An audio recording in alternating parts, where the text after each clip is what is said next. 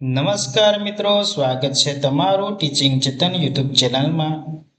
આપણે અહીં આ વિડીયોની અંદર શરીરનું હલનચલન, બોડી મૂવમેન્ટ્સ એના વિશે આપણે અહીં અભ્યાસ કરીશું।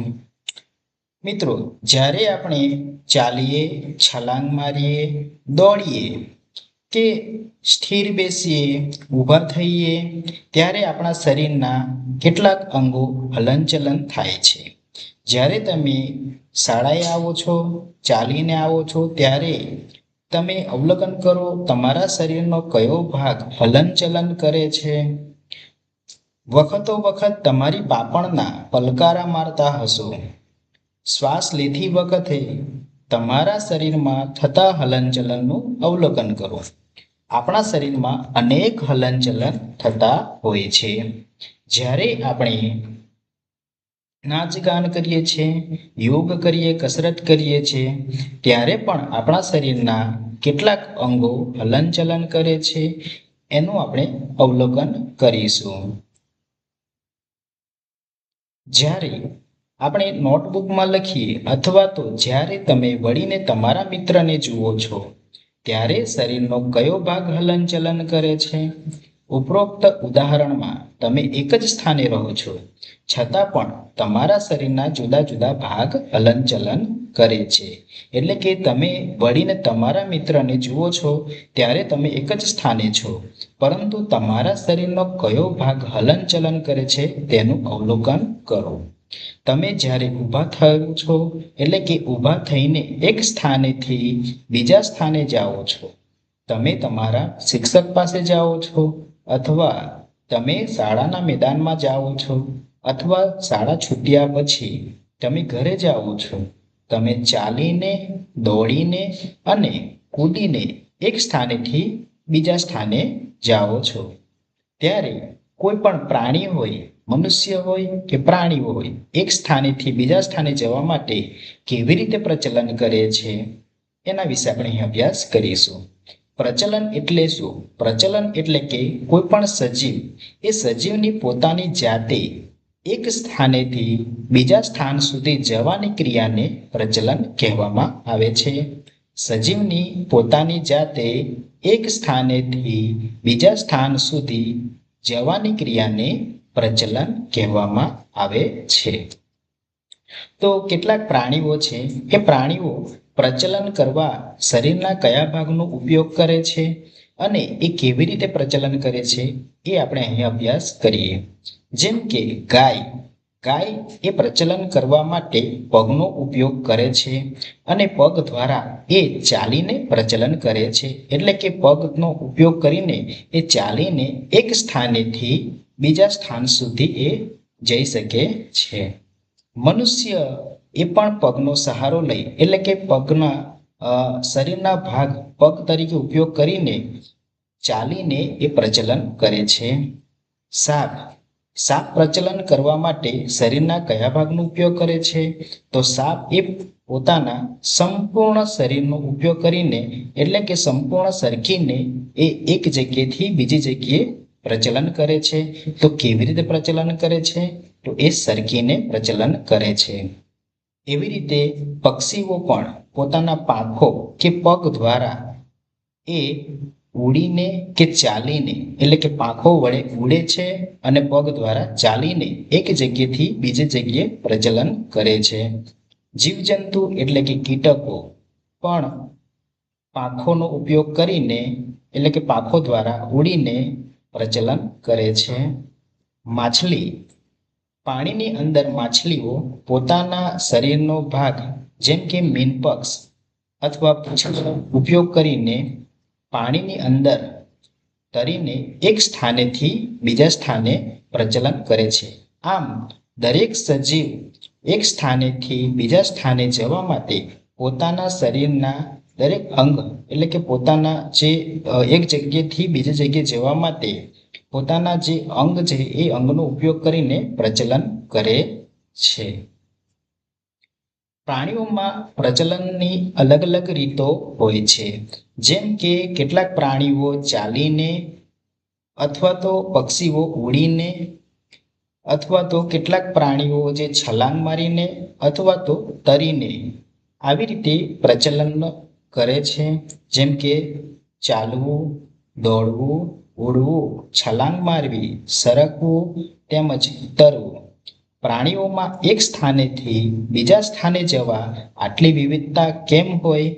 અનેક પ્રાણીઓ ચાલે જ્યારે સાપ સરકે છે અને માછલીઓ તરે છે. આમ કઈ રીતે? જુદા જુદા પ્રાણીઓની પ્રચલનની રીતો જુદી જુદી હોય છે. જુદા જુદા પ્રાણીઓ હોય છે તો એમના રહેઠાણ પણ જુદા જુદા હોય છે. કેટલાક પ્રાણીઓ જમીન પર રહે છે, કેટલાક પાણીમાં રહે છે, તો કેટલાક હવામાં ઉડે છે. આ જુદા જુદા રહેઠાણ અનુસાર પ્રાણીઓ ચાલે એટલે કે ચાલવું, તરવું, હવામાં ઉડવું જેવી પ્રચલનની અલગ અલગ રીતોનો ઉપયોગ કરે છે. જુદા જુદા પ્રાણીઓની શરીર રચના પણ જુદી જુદી હોય છે. કેટલાક પ્રાણીઓને પગ હોતા નથી, જેમ કે સાપ. તેમને વિશિષ્ટ રચનાઓ વડે પ્રચલન કરવું પડે છે. આમ જુદા જુદા પ્રાણીઓની પ્રચલનની રીતો પણ જુદી જુદી હોય છે. આપણે અહીં માનવ શરીર અને તેનું હલનચલન વિશે અભ્યાસ કરીએ તો શું તમને શાળામાં શારીરિક કસરત કરતી વખતે આનંદ આવે છે? વિવિધ કસરત કરતી વખતે તમારા હાથ અને પગ કેવા પ્રકારનું હલનચલન કરે છે? ક્રિકેટ રમતી વખતે દડો ફેંકો ત્યારે તમારા ખભાથી વર્તુળાકારે ફેરવો છો? સૂઈ જાઓ તથા તમારા પગને જાંઘની આજુબાજુ ફેરવો. તમારા હાથને કોણીથી અને પગને ઘૂંટણથી વાળો. તમારા હાથને બાજુમાં સીધો ખેંચો. તમારા હાથને વાળીને તમારી આંગળીઓથી તમારા ખભાને સ્પર્શ કરવાનો પ્રયત્ન કરો. તમારા હાથનો કયો ભાગ વાળ્યો છે એનું અવલોકન કરો. હાથને સીધો કરીને નીચેની તરફ વાળવાનો પ્રયત્ન કરો. હવે તમે વિચારો કે તમારા શરીરના કયા અંગો હલનચલન થાય છે. શું તમે આવું કરી શકો છો? આપણા શરીરમાં હલનચલન થતા કયા કયા ભાગો સંપૂર્ણ ફરે છે? કયા ભાગો અંશતઃ ફરે છે એટલે કે વળે છે? કયા ભાગો વળે છે? કયા ભાગ ઉપર ઉઠે છે? અથવા તો શરીરનો કયો ભાગ છે કે જે બિલકુલ હલનચલન થતું નથી? તો આપણા શરીરના અહીં કેટલાક ભાગો છે, તો એ ભાગોને આપણે જોઈ એટલે કે એમનું અવલોકન કરીને અહીં આપણે કોષ્ટક પૂર્ણ કરીશું. જેમ કે ગરદન. ગરદન સંપૂર્ણ ફરે છે? તો ના. ગરદન અંશતઃ ફરે છે, એના માટે હા. નમે છે? હા. ઉપર ઉઠે છે? હા. કાંડું સંપૂર્ણ ફરે છે? ના. અંશતઃ ફરે છે? હા. વળે છે? હા. ઉપર ઉઠે છે? હા. તો આવી રીતે આપણા શરીરના કેટલાક અહીં ભાગો આપેલ છે, એ જોઈ આ કોષ્ટક પૂર્ણ કરો. અહીં આપણે શરીરના વિવિધ ભાગોને જે સ્થાનેથી વાળી શકીએ છીએ એટલે કે ફેરવી શકીએ છીએ, તો એ ભાગને આપણે શું કહેવાય એના વિશે આપણે અભ્યાસ કરીશું. જેમ કે સાંધો. સાંધા વિશે આપણે અહીંયા અભ્યાસ કરીશું. તો આપણા શરીરના દરેક અંગે અંગમાં આ સાંધાઓ આવેલ હોય છે. એ સાંધાઓનું શું કાર્ય હોય છે તો એના વિશે આપણે અભ્યાસ કરીએ. આપણા શરીરના વિવિધ ભાગોને જે સ્થાનેથી વાળી અથવા ફેરવી શકીએ છીએ, જેમ કે આપણે ગરદન હલાવીએ, હાથ હલાવીએ છીએ, જ્યારે ચાલીએ ત્યારે પગનો ઉપયોગ કરીએ છીએ, ત્યારે એ વિવિધ ભાગોને જે સ્થાનેથી વાળી અથવા તો ફેરવી શકીએ, તેમજ જે સ્થાને બે ભાગો એકબીજા સાથે જોડાયેલ હોય છે તેવા ભાગોને સાંધા કહે છે. સાંધાને અંગ્રેજીમાં જોઇન્ટ્સ કહેવામાં આવે છે.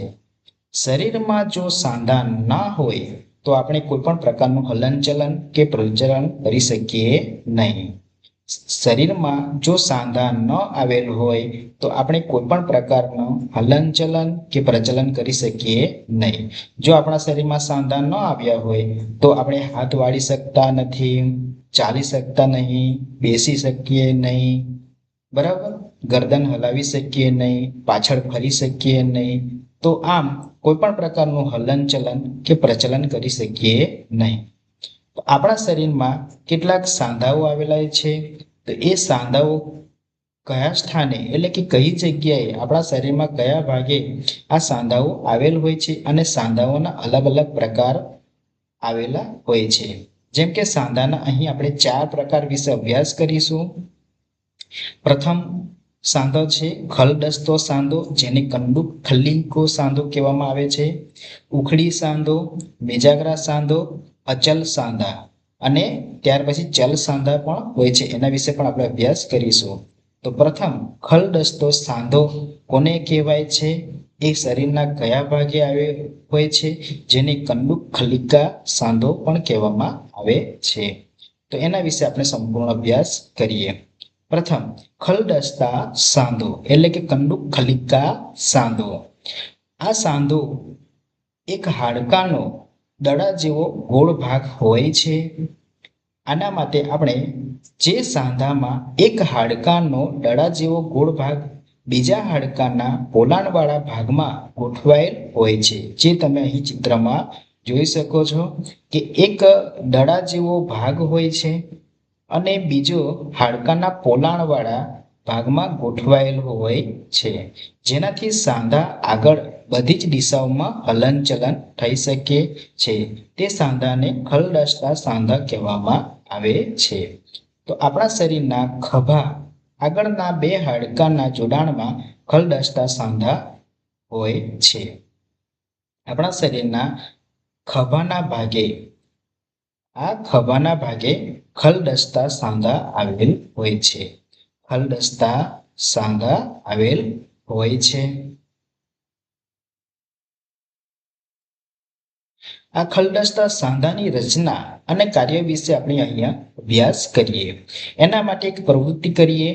જેમ કે પ્રવૃત્તિ માટે આપણે સાધન સામગ્રી તરીકે કાગળની પત્તી, પ્લાસ્ટિકનો જૂનો દડો લઈશું. કઈ રીતે આ રચના છે એના વિશે આપણે અહીંયા અભ્યાસ કરીએ.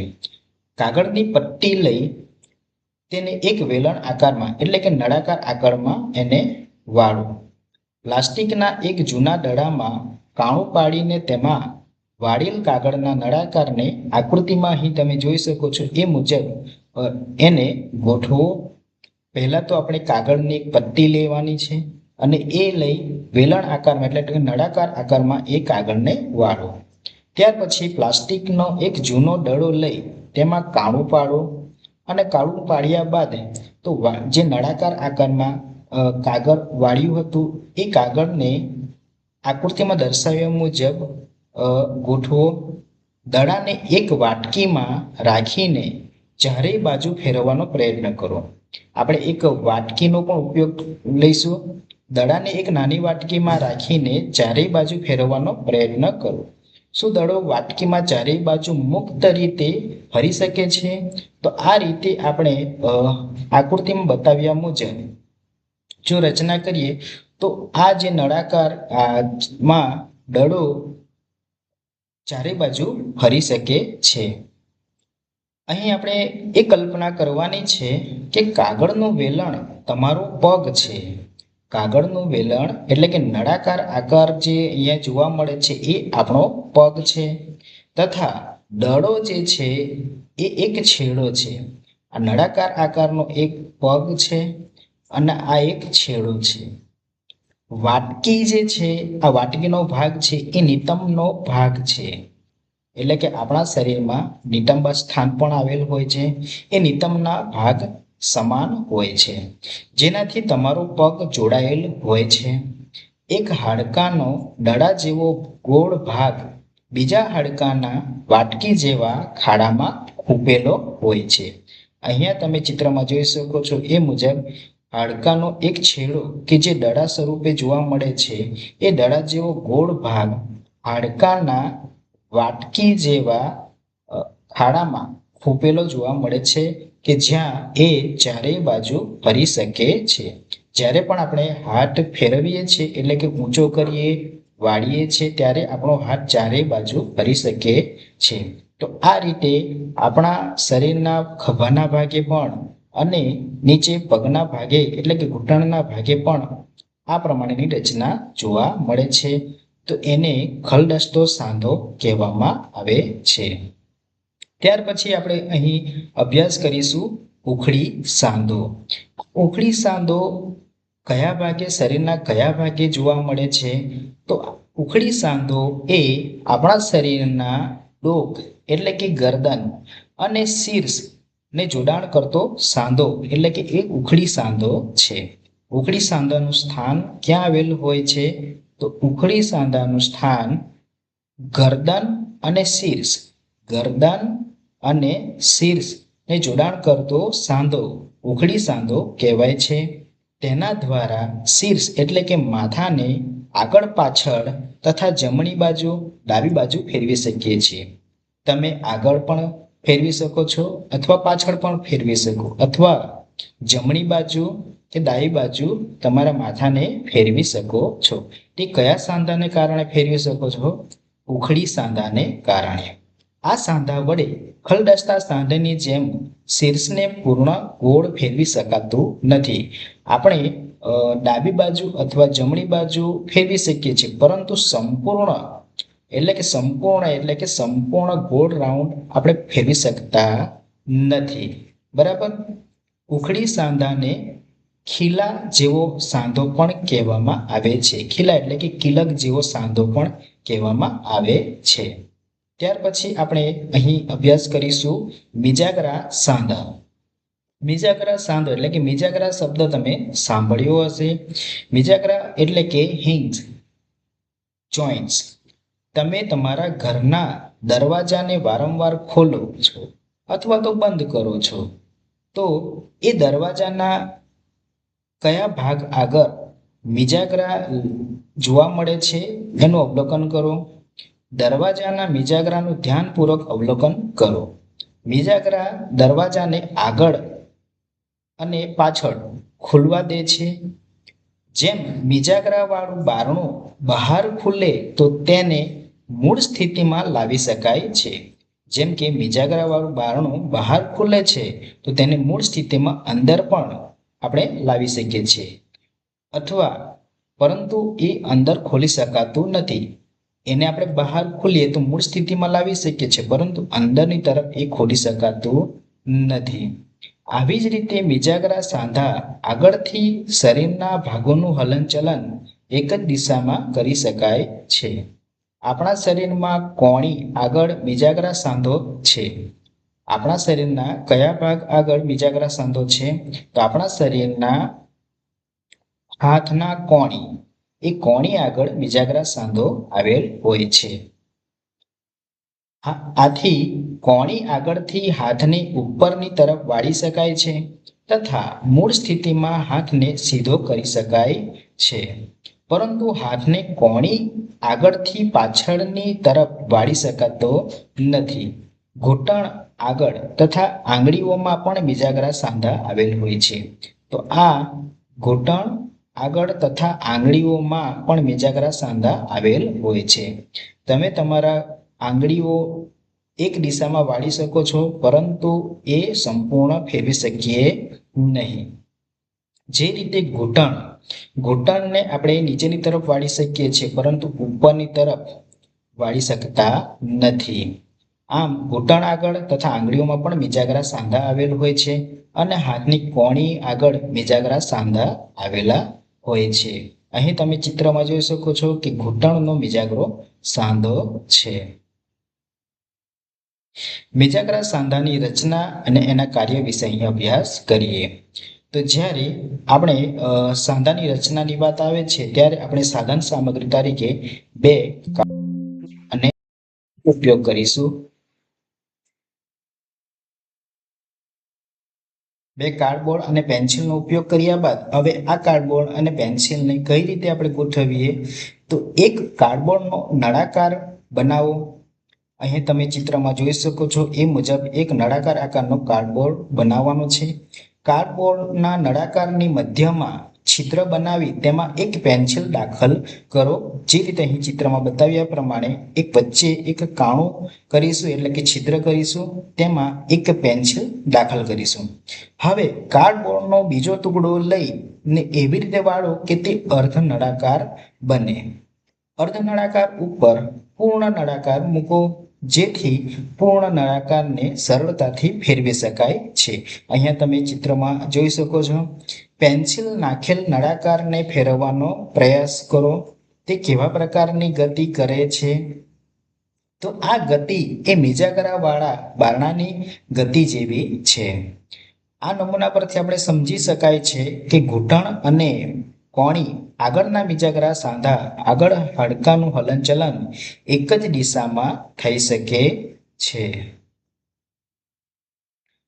અચલ સાંધો. અચલ સાંધો એટલે કે જે સાંધા હલનચલન કરી શકતા નથી એવા સાંધાને અચલ સાંધો કહેવામાં આવે છે. તો અચલ સાંધા વિશે અહીં આપણે અભ્યાસ કરીશું કે જે સાંધા આગળ હલનચલન થઈ શકતું નથી. જે સાંધા આગળ હલનચલન થઈ શકતું નથી તેવા સાંધાને અચલ સાંધા કહેવામાં આવે છે. તો આપણા શરીરના કયો ભાગ છે કે જ્યાં અચલ સાંધા આવેલ હોય છે? તો આપણી ખોપરી એટલે કે મસ્તકમાં રહેલી ખોપરીના નીચલા જડબા સિવાયના હાડકામાં અચલ સાંધા આવેલ હોય છે. તો આપણા મસ્તક છે કે ત્યાં આંખથી અને નાકથી નીચેનો જે જડબા સિવાયનો ઉપરનો ભાગ, બરાબર, જે ઉપરનો ભાગ તમને જોવા મળે છે કે એ અચલ સાંધા કહેવામાં આવે છે. અહીં તમે ચિત્રમાં જોઈ શકો છો કે જે ઉપરનો ભાગ જે છે એ અચલ સાંધા કહેવામાં આવે છે. જે સાંધા આગળ હલનચલન થઈ શકતું હોય તેવા સાંધાને ચલ સાંધા કહેવામાં આવે છે. અચલ સાંધા અને ચલ સાંધા વચ્ચેનો તફાવત જોઈએ તો જે સાંધા આગળ હલનચલન થઈ શકતું નથી તેવા સાંધાને અચલ સાંધા કહેવામાં આવે છે. તો ખોપરી નીચલા જડબા સિવાયના હાડકામાં અચલ સાંધા આવેલા હોય છે. ચલ સાંધા કોને કહેવાય છે? કે જે સાંધા આગળ હલનચલન થઈ શકતું હોય તેવા સાંધાને ચલ સાંધા કહેવામાં આવે છે. ખલદસ્તા સાંધો, મિજાગરા સાંધો, ઉખડી સાંધો એ હલનચલન કરી શકે છે કે જ્યાં હલનચલન થઈ શકે છે તેવા સાંધા ચલ સાંધા તરીકે ઓળખાય છે. અને ખોપરીના નીચલા જડબો જે સિવાયનો ઉપરનો જે ભાગ જે છે એ અચલ સાંધા તરીકે ઓળખાય છે.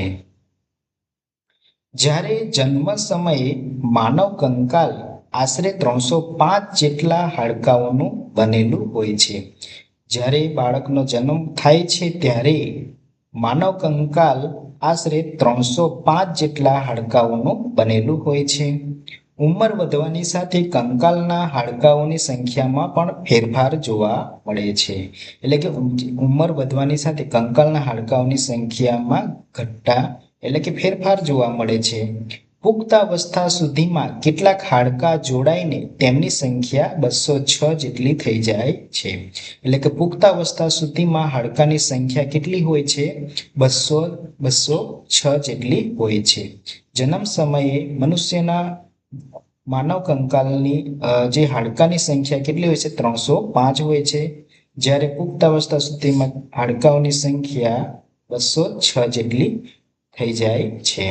આપણે અહીં કંકાલ વિશે અભ્યાસ કરીશું. કંકાલ કોને કહેવાય?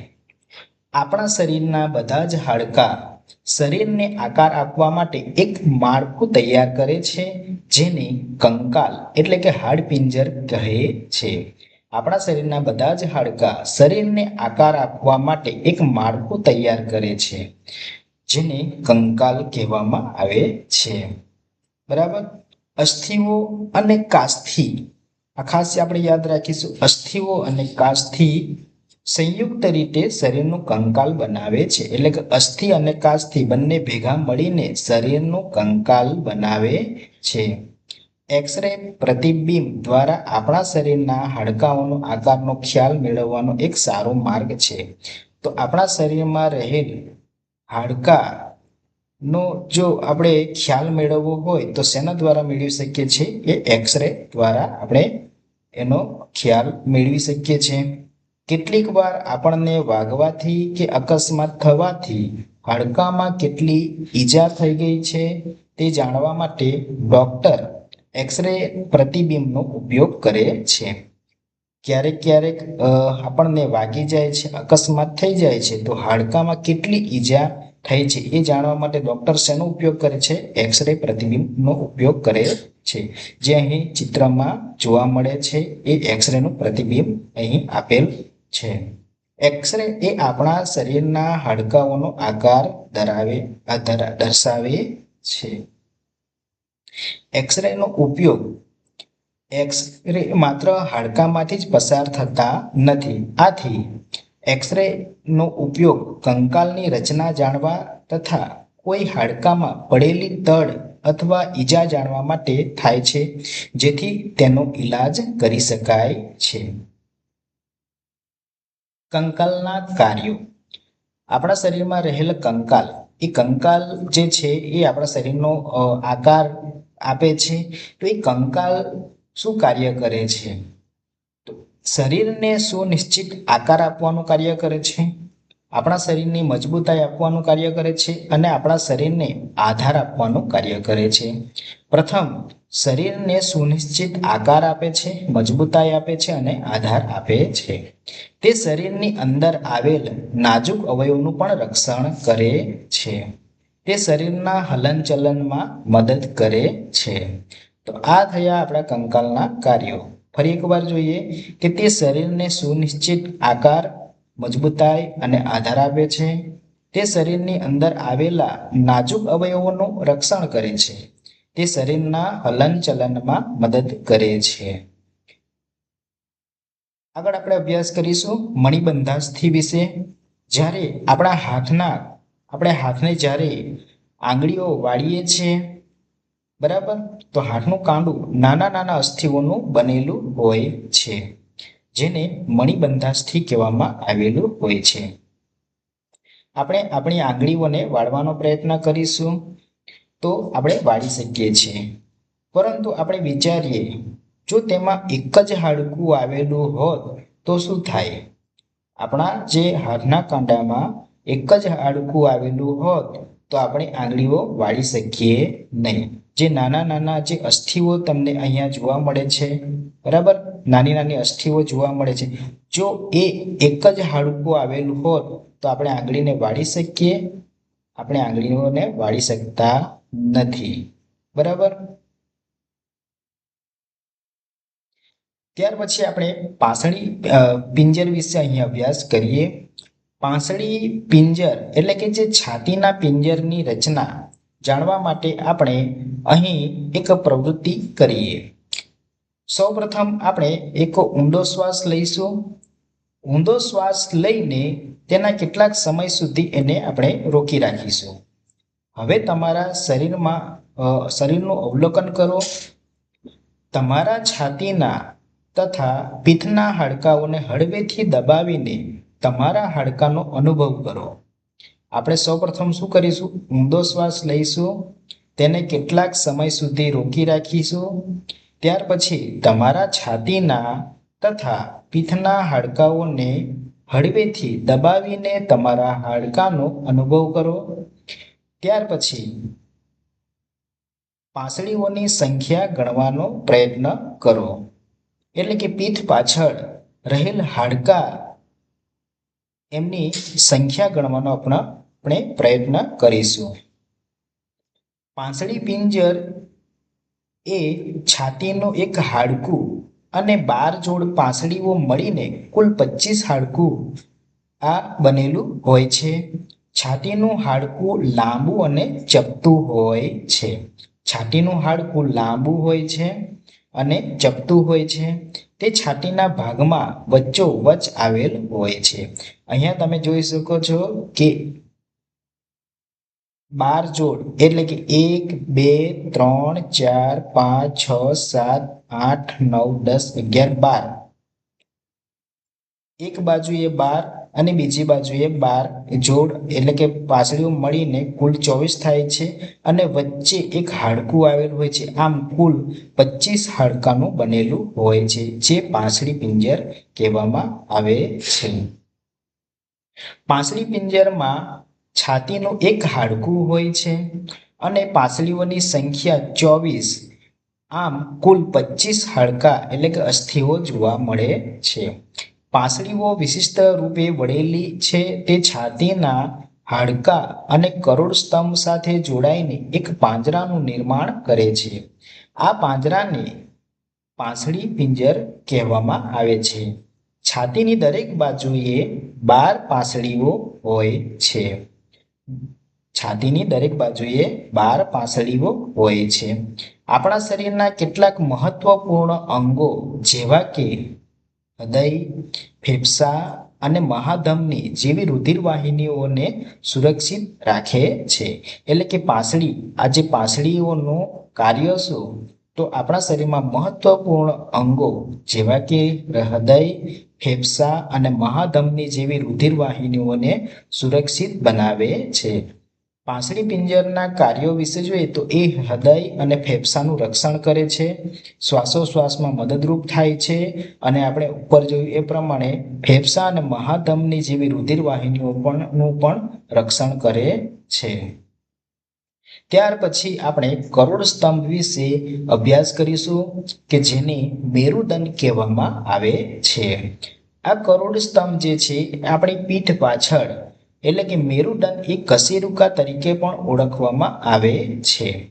તો આ કશેરુકા આપણા પીઠ પાછળ આવેલ હોય છે, જે નાના નાના હાડકાઓની બનેલ રચના છે. મેરુદંડ એટલે કે કરોડ સ્તંભ એ કશેરુકા તરીકે પણ ઓળખવામાં આવે છે, જે નાના નાના હાડકાઓની બનેલ રચના હોય છે. પાંસળી પિંજર આ અસ્થિઓ સાથે જોડાયેલ હોય છે. પાંસળી પિંજર વિશે આપણે અભ્યાસ કર્યો. ત્યાર પછી પાંસળી પિંજર સાથે જ આ ભાગ પણ જોડાયેલ હોય છે. કરોડ સ્તંભ 33 કશેરુકાઓથી બનેલ હોય છે. આ કરોડ સ્તંભ છે કેટલી કશેરુકાઓથી બનેલ હોય છે? 33 કશેરુકાઓથી બનેલ હોય છે. કરોડ સ્તંભ અનેક નાના નાના વીંટી જેવી રચના ધરાવતા હાડકાઓનું બનેલ હોય છે, જે તમે અહીંયા આકૃતિમાં જોઈ શકો છો કે નાના નાના વીંટી જેવી રચના ધરાવતું હાડકાઓનું બનેલ જોવા મળે છે, કે જેની કુલ સંખ્યા 33 જોવા મળે છે, જેને કશેરુકા કહેવામાં આવે છે. કરોડ સ્તંભ આપણા મસ્તિષ્ક એટલે કે શીર્ષના પ્રદેશથી શરૂ કરી ધડ પ્રદેશ સુધી લંબાયેલ હોય છે. આપણા શરીરનો આ જે ધડ પ્રદેશ છે એ ત્યાં સુધી લંબાયેલ હોય છે. કરોડ સ્તંભ એ શીર્ષ પ્રદેશથી શરૂ થાય છે અને ધડ પ્રદેશ સુધી લંબાયેલ કે ત્યાં સુધી જોવા મળે છે. પાંસળી પિંજર કરોડ સ્તંભના અસ્થિઓ સાથે પીઠના ભાગ તરફ જોડાયેલ જોવા મળે છે. કરોડ સ્તંભમાં કુલ કેટલા હાડકાં આવેલ હોય છે? કરોડ સ્તંભમાં કુલ 33 હાડકાં આવેલ જોવા મળે છે. જો કરોડ સ્તંભ એક જ લાંબા હાડકાનો બનેલ હોત તો તમે નીચેની તરફ વળી શકો છો? જો આ કરોડ સ્તંભ એક લાંબા હાડકાનું બનેલ હોય તો આપણે નીચેની તરફ વળી શકીએ? તો આપણે નીચેની તરફ વળી શકતા નથી, કારણ કે લાંબુ હાડકું જો સળંગ જોવા મળે તો એને આપણે વાળી શકીએ નહીં. તેથી એ 33 એવા કશેરુકાઓથી બનેલ હોય છે. તમને તમારા મિત્રને ખભા આગળ 2 ઉપસેલા અસ્થિઓ દેખાય છે? આપણા ખભાની આગળ અથવા મિત્રને ખભાની આગળ 2 ઉપસેલા અસ્થિઓ જોવા મળે છે. તો એ 2 જે ઉપસેલા અસ્થિઓ જે હોય છે એને સ્કંધાસ્થિ કહેવામાં આવે છે. એ ભાગને જે ઉપસેલા અસ્થિઓ હોય છે એ ભાગને સ્કંધાસ્થિ કહેવામાં આવે છે. આપણે જ્યારે બે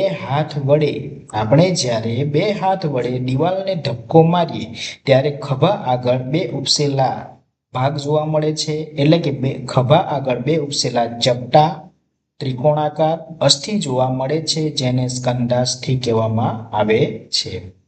જ્યારે આપણે દિવાલને ધક્કો મારીએ છીએ ત્યારે શક્તિની જરૂર પડે છે, તો એ ખભા આગળ બે ઉપસેલા ચપટા ત્રિકોણાકાર અસ્થિ જોવા મળે છે, જેને સ્કંધાસ્થિ કહેવામાં આવે છે. ત્યાર પછી નિતંબાસ્થિ એટલે કે પેલ્વિક બોન વિશે આપણે અહીં અભ્યાસ કરીએ.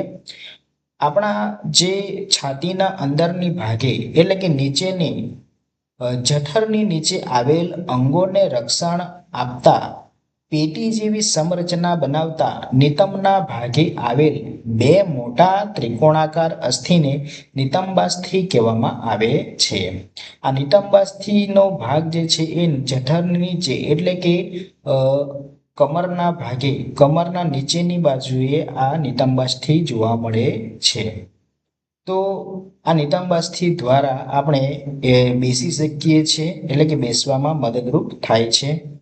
એ કયા ભાગે આવેલ છે? જઠરની નીચે આવેલ અંગોને રક્ષણ આપતા પેટી જેવી સંરચના બનાવે છે. નિતંબના ભાગે આવેલ બે મોટા ત્રિકોણાકાર અસ્થિને નિતંબાસ્થિ કહેવામાં આવે છે. તો અહીંયા આ તમે આકૃતિમાં જોઈ શકો છો કે નિતંબાસ્થિ જે છે એ શું કાર્ય કરે છે? તો આપણે બેસીએ ત્યારે બેસવામાં મદદરૂપ થાય છે. નિતંબાસ્થિ શરીરમાં જઠરની નીચે આવેલ પ્રજનન તંત્ર, ઉત્સર્જન તંત્ર અને પાચન તંત્રના અંગોને આધાર અને રક્ષણ આપે છે. આપણે ખાસ યાદ રાખીશું, નિતંબાસ્થિ શરીરમાં જઠરની નીચે આવેલ પ્રજનન તંત્ર, ઉત્સર્જન તંત્ર અને પાચન તંત્રના અંગોને શું કરે છે? આધાર આપે છે અને સાથે સાથે એનું રક્ષણ પણ કરે છે. આ ઉપરાંત આપણે બેસીએ ત્યારે મદદરૂપ થાય છે. તો નિતંબાસ્થિ જે છે એ પ્રજનન તંત્ર, ઉત્સર્જન તંત્ર અને પાચન તંત્રના અંગોને આધાર આપવાનું અને એનું રક્ષણ કરવાનું કાર્ય કરે છે. તે એ રીતે નિતંબાસ્થિનો ઉપયોગ થાય છે અને સાથે સાથે નિતંબાસ્થિનો ઉપયોગ આપણે બેસીએ ત્યારે મદદરૂપ બને છે. ત્યાર પછી આપણે મસ્તિષ્કમાં આવેલ ખોપરી વિશે આપણે અહીં અભ્યાસ કરીશું. આપણે સૌને બધાને ખોપરી હોય છે. તો ખોપરી જે છે એ કયા ભાગે ક્યાં આવેલી હોય છે, એ શેનું રક્ષણ કરે છે, એનો આપણે સંપૂર્ણ અભ્યાસ કરીએ. અનેક હાડકાં એકબીજા સાથે જોડાવાથી ખોપરી બને છે. ખોપરી એક જ હાડકાનું બનેલું હોતું નથી, પરંતુ અનેક હાડકાં એકબીજા સાથે જોડાય છે ત્યાર પછી જ ખોપરી બને છે. ખોપરી એ મગજને આવરી લે છે.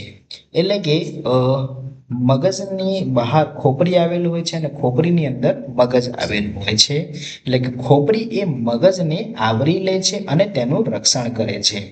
મગજનું રક્ષણ કોણ કરે છે? ખોપરી. મગજનું રક્ષણ ખોપરી કરે છે.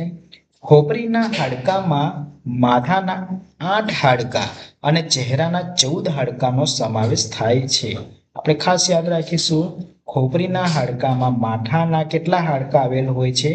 માથાના 8 હાડકાં હોય છે. માથાના 8 હાડકાં હોય છે અને ચહેરાના 14 હાડકાંનો સમાવેશ થાય છે. આમ ખોપરીના કુલ 22 હાડકાં જોવા મળે છે. ખોપરીના કુલ કેટલા હાડકાં છે? 22 હાડકાં, જેમાં 8 માથાના હાડકાં હોય છે અને ચહેરાના 14 હાડકાં હોય છે. આમ કુલ મળીને 22 હાડકાં થાય છે. ખોપરીમાં માથાના 8 હાડકાં કરવટ જેવા સાંધાથી જોડાયેલ હોય છે. આ ખોપરીમાં માથાના જે 8 હાડકાં આવેલ હોય છે, જે કરવટ જેવા સાંધાથી જોડાયેલ હોય છે, તેઓ અચલ સાંધા બનાવે છે. અચલ સાંધા એટલે કે જે હલનચલન કરી શકતા ન હોય એવા સાંધા અચલ સાંધા કહેવામાં આવે છે. આપણે અચલ સાંધા વિશે જોયું કે ઉપરનું જડબું અને નીચેનું જડબું. જે ઉપરનું જડબું જે હોય છે કે જે અચલ સાંધા કહેવાય છે અને નીચલું જડબું એ ચલ સાંધા, કે નીચલું જડબું હલી શકે છે, નીચેની તરફ જઈ શકે છે. જ્યારે આપણે મોઢું ખોલીએ છીએ ત્યારે જડબું નીચેની તરફ નમી શકે છે, જ્યારે ઉપરનું જડબું જે છે એ હલનચલન કરી શકતું નથી. બરાબર. તો ઉપરનું જે હાડકું જે છે એ અચલ સાંધા કહી શકાય. ચહેરાના 14 હાડકા પૈકી એક જ નીચલા જડબાનું હાડકું હલનચલન કરી શકે છે. અહીં આપણે જોઈએ એ પ્રમાણે નીચલું જડબું જે છે, બરાબર, આ નીચલું જડબું જે છે એ હલનચલન કરી શકે છે. બાકીના હાડકા એટલે કે ઉપરના હાડકા હલનચલન કરી શકતા નથી.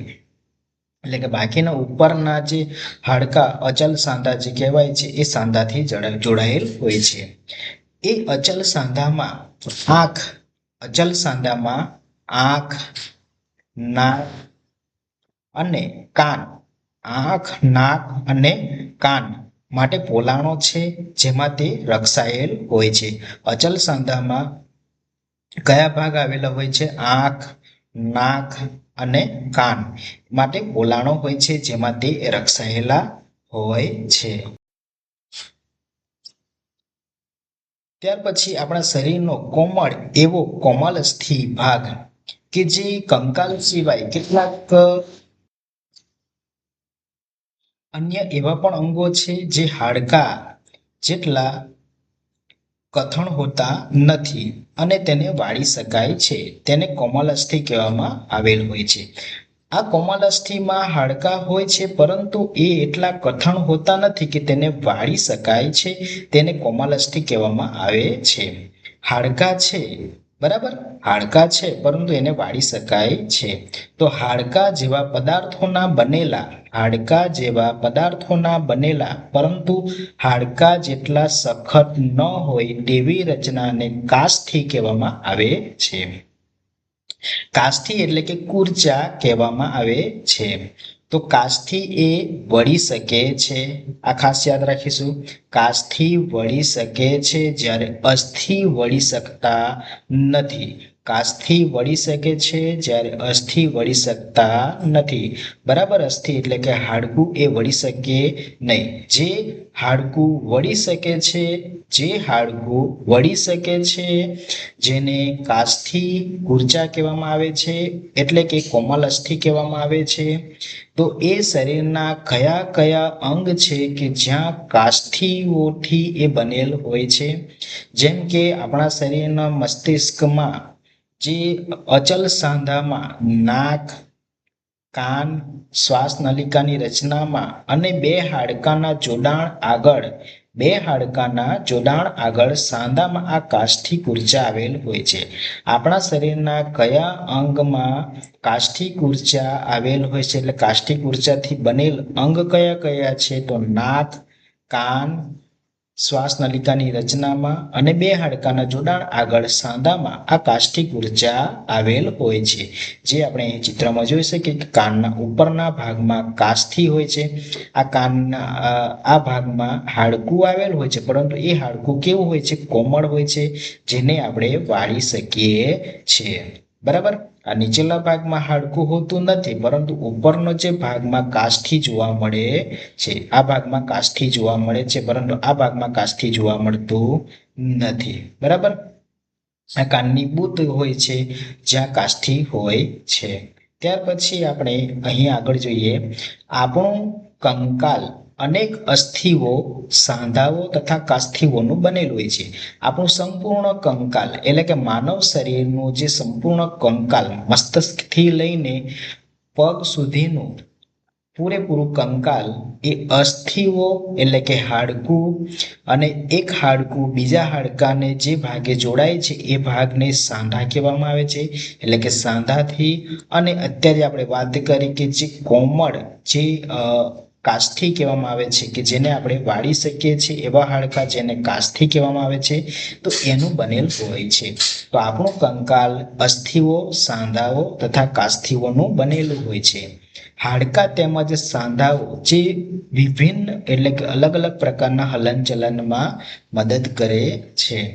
હાડકાઓને આવા પ્રકારના હલનચલન માટે કોણ યોગ્ય બનાવે છે? તો હાડકાઓને આવા પ્રકારના હલનચલનમાં આપણે અહીં જોઈએ તો શરીરના અવયવોનું હલનચલન એ હાડકા અને સ્નાયુઓની સંયુક્ત મદદથી થાય છે. તો આ હલનચલન કોના આધારે થાય છે? તો એ હલનચલન છે એ હાડકા અને સ્નાયુ બંને ભેગા મળીને એટલે કે બંનેની મદદથી થાય છે. બરાબર. તો આપણા શરીરનું જે હલનચલન જે છે એ હાડકાં અને સ્નાયુઓની સંયુક્ત મદદથી થાય છે. હાડકાને ગતિ પ્રદાન કરાવવા સ્નાયુઓ કઈ રીતે મદદ કરે છે? હાડકાને ગતિ પ્રદાન એટલે કે જ્યારે આપણે હાથ ઉપર નીચે પગને વાળી શકીએ છીએ, ચાલીએ, દોડીએ અથવા તો કોઈ કાર્ય કરીએ છીએ, જ્યારે રમતી વખતે બોલ નાખીએ છીએ ત્યારે આપણે હાથને વાળીએ છીએ, સીધું કરીએ છીએ, ઉપર નીચે, બરાબર. તો એ ત્યાં સુધી આપણે લઈ જઈએ ત્યારે આપણે એ સ્નાયુઓ કેવી રીતે મદદ કરે છે એના વિશે અહીં આપણે અભ્યાસ કરીએ. તો આપણા સીધા રાખેલ હાથને, જેમ કે આપણો આ સીધો હાથ છે, ઓકે, આપણો આ સીધો હાથ છે, તો એ સીધા રાખેલ હાથને કોણી આગળથી વાળવાનો આપણે પ્રયત્ન કરીએ. આપણો સીધો હાથ છે એને કોણી, આ ભાગ કોણી છે,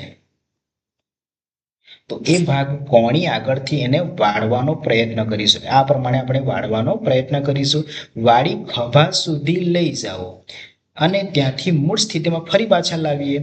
એને આપણે વાળીને ખભા સુધી લઈ જવાનો છે અને ફરી પાછો મૂળ સ્થિતિમાં, એટલે કે ફરી જેવો હતો એવી સ્થિતિ, મૂળ સ્થિતિમાં જે સીધો રાખવાનો આપણે પ્રયત્ન કરીશું. આ ક્રિયા હાડકાં અને બે સ્નાયુઓની સંયુક્ત મદદ દ્વારા થાય છે. તો આ જે ક્રિયા થાય છે એ કોના દ્વારા થાય છે? આ ક્રિયા હાડકાં અને બે સ્નાયુઓની સંયુક્ત મદદ દ્વારા બને છે. હાથને સીધો રાખીએ અને ફરી પાછો વાળવાનો પ્રયત્ન કરીએ છીએ ત્યારે હાડકું અને બે સ્નાયુઓના સંયુક્તની મદદથી આ ક્રિયા થાય છે. તો આ ક્રિયા થતી વખતે જે હાથના જે સ્નાયુઓ હોય છે, સ્નાયુઓ, બરાબર, એ સ્નાયુઓ સંકોચાઈ શકે છે અને શિથિલ પણ પામે છે. જ્યારે બે સ્નાયુમાંથી કોઈ એક સંકોચાય છે, બે સ્નાયુમાંથી કોઈ એક સંકોચાય છે ત્યારે અસ્થિ તે દિશામાં ખેંચાય છે. આ વખતે જોડનો બીજો સ્નાયુ શિથિલ અવસ્થામાં આવી જાય છે. અસ્થિને મૂળ સ્થિતિમાં લાવવા, અસ્થિને મૂળ સ્થિતિમાં લાવવા એટલે કે વિપરીત દિશામાં ગતિ કરાવવા હવે બીજો સ્નાયુ સંકોચાઈને અસ્થિને પોતાની પૂર્વ સ્થિતિમાં ખેંચે છે. આ વખતે પહેલો સ્નાયુ શિથિલ થઈ જાય છે. આમ સ્નાયુઓ હાડકાને ગતિ પ્રદાન કરાવી શકે છે. સ્નાયુઓની મદદ વગર એકલા હાડકાં ગતિ કરી શકતા નથી. એટલે આપણે આ ખાસ મુદ્દો યાદ રાખીશું કે સ્નાયુ વગર, સ્નાયુઓની મદદ વગર એકલો હાડકો ગતિ કરી શકતો નથી. એટલે એકલા હાડકાં ગતિ કરી શકતા નથી. તો સ્નાયુઓ, એમાં બે સ્નાયુઓની મદદથી, એટલે કે એક સ્નાયુઓ શું થાય છે? સંકોચાય છે અને તે સમય અસ્થિ તે દિશામાં ખેંચાય. એટલે કે જે સમય સ્નાયુ સંકોચાય છે તો એ દિશામાં અસ્થિ જે છે એ ખેંચાય છે, એ દિશામાં ખેંચાય છે. આ વખતે બીજો સ્નાયુ જે છે એ શિથિલ અવસ્થામાં થઈ જાય છે. એટલે કે એક સંકોચાય છે જ્યારે બીજો શિથિલ પામે છે. તો આવી અસ્થિને મૂળ સ્થિતિમાં ફરી પાછા મૂળ સ્થિતિમાં લાવીએ છીએ ત્યારે વિપરીત દિશામાં ગતિ કરાવવા હવે બીજો સ્નાયુ સંકોચાય છે અને અસ્થિને પોતાની પૂર્વ સ્થિતિમાં ખેંચે છે. આ વખતે પહેલો સ્નાયુ શિથિલ થઈ જાય છે. એટલે કે એકબીજાની વિપરીત કાર્ય કરે છે. એક સ્નાયુ સંકોચાય છે જ્યારે બીજો શિથિલ અવસ્થામાં થાય છે અને ફરી પાછો આ જે કાંડાનો ભાગ, એટલે કે આ ભાગને જ્યારે પોતાની મૂળ સ્થિતિમાં આપણે લાવીએ છીએ ત્યારે પોતાને જે પૂર્વ સ્થિતિમાં ખેંચે છે. આ વખતે પહેલો સ્નાયુ એ શિથિલ થઈ જાય છે. શું ગતિ માટે હંમેશા સ્નાયુઓ તેમજ હાડકાઓની આવશ્યકતા રહેલી હોય છે? બીજા પ્રાણીઓ કેવી રીતે હલનચલન કરે છે? શું બધા પ્રાણીઓમાં હાડકાં જોવા મળે છે? તો આપણે અહીં પ્રાણીઓની આપણે વાત કરીએ તો અળસિયા કે ગોકળગાયમાં શું આ પ્રમાણે જ હલનચલન થતી રહે છે કે જેમાં હાડકાં આવેલ હોય છે? તો એના વિશે આપણે આગળ અભ્યાસ કરીએ. તો આપણે અહીંયા પ્રાણીઓની વાત કરીએ તો પ્રાણીઓની ચાલ, તો અહીંયા ઉદાહરણ તરીકે આપણે અળસિયું લઈએ તો અળસિયું કેવી રીતે હલનચલન કરે છે? મિત્રો, તમે અળસિયું જોયું હશે. તે અળસિયું જે છે એ ખેડૂતનો મિત્ર કહેવાય છે. અળસિયા જે છે એ ખેડૂતના મિત્ર કહેવાય છે, કારણ કે અળસિયા એ જમીનમાં રહે છે, તે તેના રસ્તામાં આવતી માટીને ખાય છે અને અપાચિત ખોરાક રૂપે માટી બહાર પણ કાઢે છે. આ માટે સેન્દ્રિય પદાર્થો સાથેનો હોવાથી તે ફળદ્રુપ હોય છે. આમ અળસિયા જમીનની ફળદ્રુપતામાં વધારો કરે છે. અળસિયા છે એ અળસિયા આ પ્રવૃત્તિમાં જમીન ઉપર નીચે થતી હોવાથી જમીન પોચી પણ બનાવે છે. આમ અળસિયા ખેડૂતના મિત્ર તરીકે ગણાય છે. તો અળસિયા જે છે એ અળસિયાનું હલનચલન એ કઈ રીતે થાય છે એના વિશે આપણે અહીંયા અભ્યાસ કરીએ. અળસિયાના શરીરમાં હાડકાં હોતા નથી. આપણે અત્યાર સુધી જોયું કે દરેક જે પક્ષી, મનુષ્ય, પ્રાણીઓ એમના શરીરમાં હાડકાં હોય છે, પરંતુ અળસિયા જે છે એ અળસિયાના શરીરમાં હાડકાં હોતા નથી, તેમજ તેને પગ પણ હોતા નથી, પરંતુ અળસિયાના શરીરમાં સ્નાયુઓ હોય છે. આપણે અત્યારે મનુષ્યની વાત કરીએ કે જ્યારે હલનચલન કરવા માટે હાડકાં અને સ્નાયુઓની સંયુક્ત મદદથી જ ગતિ પ્રદાન થાય છે. બરાબર, એટલે કે જે હાથનું હલનચલન થાય છે, પરંતુ અળસિયામાં સ્નાયુઓ, ફક્ત સ્નાયુઓ હોવાથી સ્નાયુઓના કારણે જ એનું હલનચલન થાય છે, એમાં હાડકાં હોતા નથી. અળસિયાનું શરીર અનેક વલયો એકબીજા સાથે જોડાવાથી બને છે. એમનું જે શરીર જે છે એ અનેક વલયો આવેલા હોય છે. જે તમે અળસિયાને ખૂબ જ ધ્યાનપૂર્વક જુઓ તો એવા ઘણા બધા એવા વલયો એકબીજા સાથે જોડાયેલા હોય છે અને એના દ્વારા જ અળસિયાનું શરીરની રચના બનેલ હોય છે. અળસિયાના સ્નાયુઓ સંકોચન અને વિસ્તરણ પામી તેના શરીરને આગળ વધારે છે. અળસિયાનો જે સ્નાયુઓ જે છે એ સંકોચન, બરાબર, એટલે કે વલયો જે છે એકબીજાને સંકોચાઈ નજીક આવીને અને ફરી પાછા વિસ્તરણ દૂર પામી તેના શરીરને આગળ વધારે છે. ચાલતા સમયે અળસિયું તેના શરીરના પશ્વ ભાગને ભૂમિ સાથે જકડી રાખે છે તથા આગળના ભાગને ફેલાવે છે. તેના પછી તે અગ્ર ભાગને ભૂમિ સાથે જકડી રાખે છે તથા પશ્વ ભાગને ખુલ્લો કરી દે છે. ત્યારબાદ શરીરને સંકુચિત કરે છે તથા પશ્વ ભાગને આગળની તરફ ખેંચે છે. આનાથી તે કેટલાક અંતર સુધી આગળ વધે છે. અળસિયું આ પ્રક્રિયાનું વારંવાર પુનરાવર્તન કરીને માટીમાં આગળ વધે છે. તેના શરીરમાંથી સ્ત્રવતો ચીકણો પદાર્થ, અળસિયું આમ આપણને ચીકણું જોવા મળે છે, તો એના શરીરમાંથી સ્ત્રવતો ચીકણો પદાર્થ તેને માટીમાં ચાલવા માટે મદદરૂપ થાય છે. કારણ કે દરેક પ્રાણીઓમાં કંઈક ને કંઈક અનુકૂલન હોય છે. જેમ કે પક્ષીઓને ઉડવા માટે પાંખો હોય છે, પ્રાણીઓને ચાલવા માટે પગ હોય છે, તો અળસિયાને પણ આગળ જવા માટે, બરાબર, તો એને શરીરમાં એવા ચીકણા પદાર્થ હોય છે કે જે માટીમાં ચાલવા માટે મદદરૂપ થાય છે. વળી તેના શરીરમાં નાના નાના અનેક વજ્રકેશ આવેલ હોય છે. આ વજ્રકેશ માટીમાં તેને પકડીને મજબૂત બનાવે છે. આ રીતે અળસિયું પગ ન હોવા છતાં પણ પ્રચલન કરે છે. તો એવું કયું પ્રાણી છે કે જેને પગ ન હોવા છતાં પણ પ્રચલન કરે છે? તો એ અળસિયું. અળસિયું જે છે એ માટીમાં આગળ પોતાના શરીરના જે શરીરમાંથી નીકળતો ચીકણો પદાર્થ કે જે માટીમાં ચાલવા માટે એને મદદરૂપ થાય છે. તો આ રીતે અળસિયું જે છે એ હલનચલન કરે છે. ત્યાર પછી આપણે જોઈશું ગોકળગાય. ગોકળગાય એ એમની શરીરની રચના આપણે અહીં ચિત્ર દ્વારા સમજીએ તો ગોકળગાયની પીઠ પર શંખ જેવી ગોળ રચના આવેલી હોય છે. શંખ જેવી ગોળ રચના જે આવેલી હોય છે જેને કવચ કહેવામાં આવે છે. અહીંયા તમે ચિત્રમાં પણ જોઈ શકો છો કે શંખ જેવી ગોળ રચના જોવા મળે છે, જેને શું કહેવામાં આવે છે? કવચ કહેવામાં આવે છે. તે ગોકળગાયનું બાહ્ય કંકાલ છે. એટલે કે ગોકળગાયની બહારના શરીરની બહાર એક કંકાલ જે આવેલું હોય છે, જે કવચ છે, એ ગોકળગાયનું બાહ્ય કંકાલ છે, પરંતુ તે હાડકાનું બનેલું નથી. તે ગોકળગાયનું રક્ષણ કરે છે.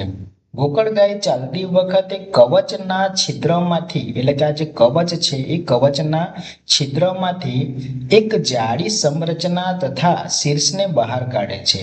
એટલે કે અંદરના ભાગેથી આ તમે જોઈ શકો શીર્ષનો ભાગ છે એ જ્યારે ચાલે છે ત્યારે અંદરના ભાગમાંથી એ બહાર આ શીર્ષ બહાર કાઢે છે.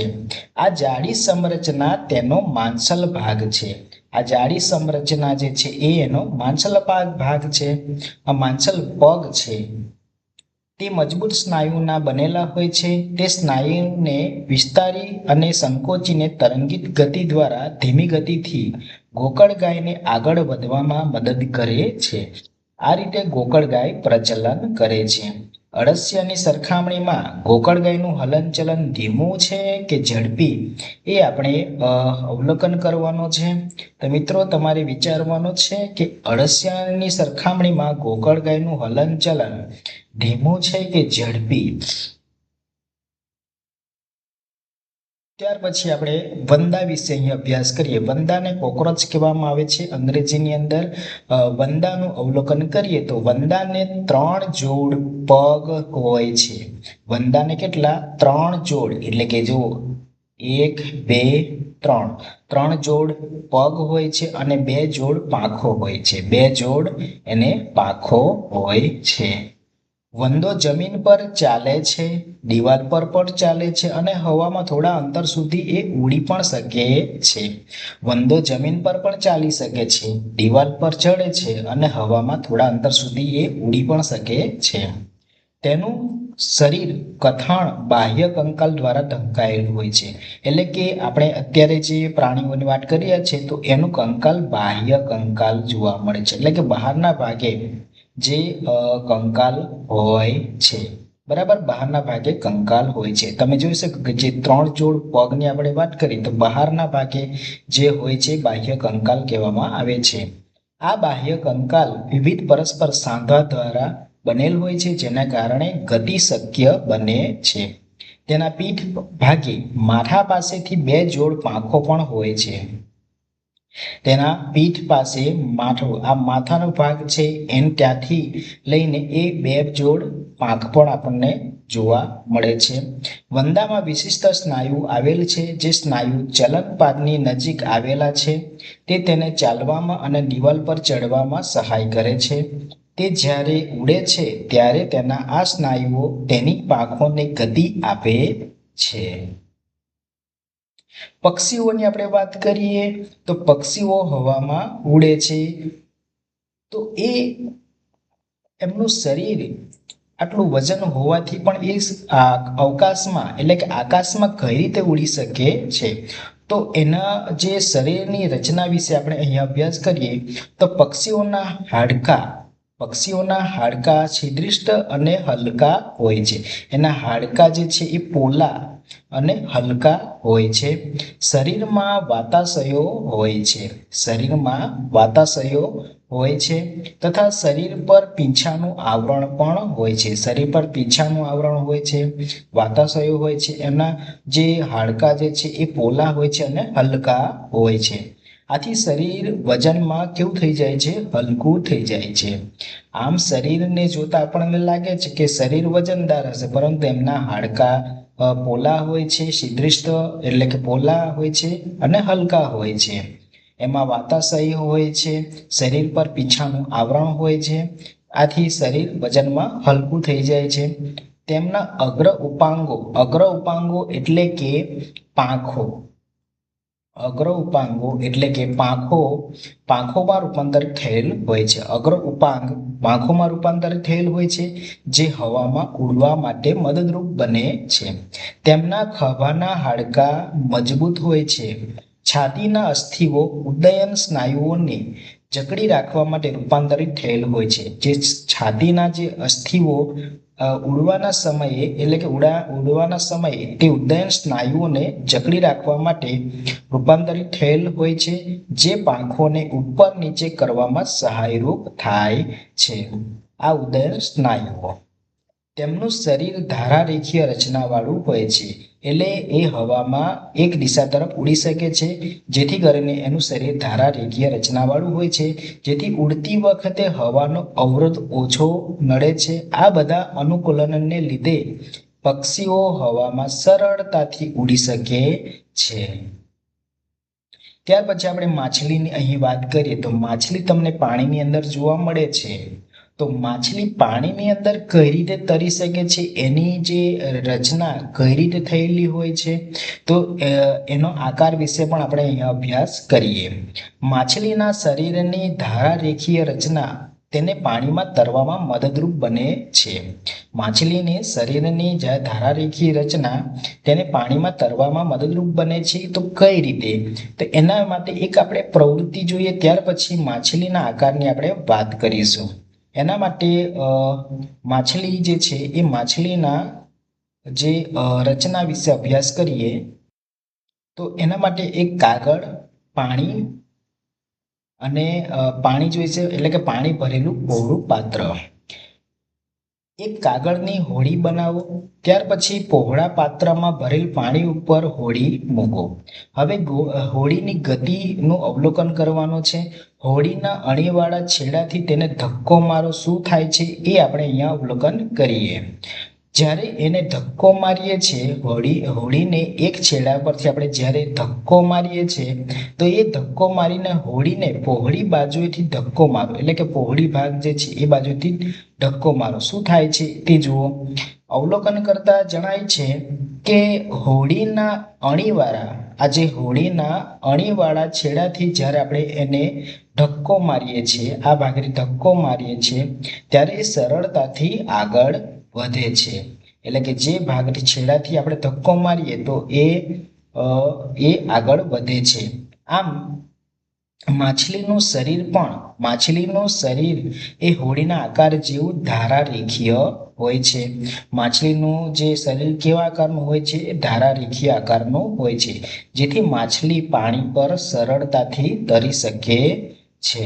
તો આ જ રીતે આપણે માછલી પાણીમાં સરળતાથી તરી શકે છે. બરાબર, તરી શકે છે. તો કઈ રીતે એના આપણે અનુકૂલન વિશે અહીંયા સમજીએ. તો માછલીનો આકાર ધારારેખીય હોય છે. માછલીના શરીરનો આકાર હોડી જેવો હોય છે, એટલે કે ધારારેખીય પ્રમાણેનો હોય છે. હવે શરીરની રચનાને ધારારેખીય રચના પણ કહેવામાં આવે છે. આ રચનાને કારણે પાણી અહીં તહીં ધકેલાઈ જાય છે, તેથી માછલીને પાણીમાં અવરોધ નડતો નથી.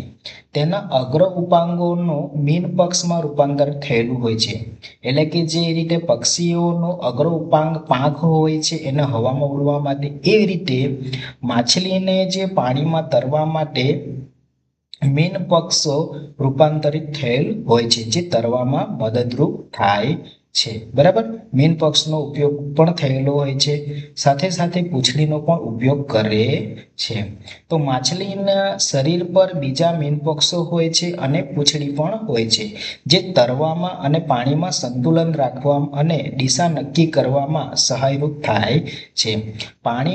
માછલીને પાણીમાં તરવા માટે મીન પક્ષનો ઉપયોગ કરે છે, અને જે પાણીની અંદર સંતુલિત રાખવા માટે અને દિશા નક્કી કરવા માટે પૂંછડીનો પણ એ ઉપયોગ કરે છે.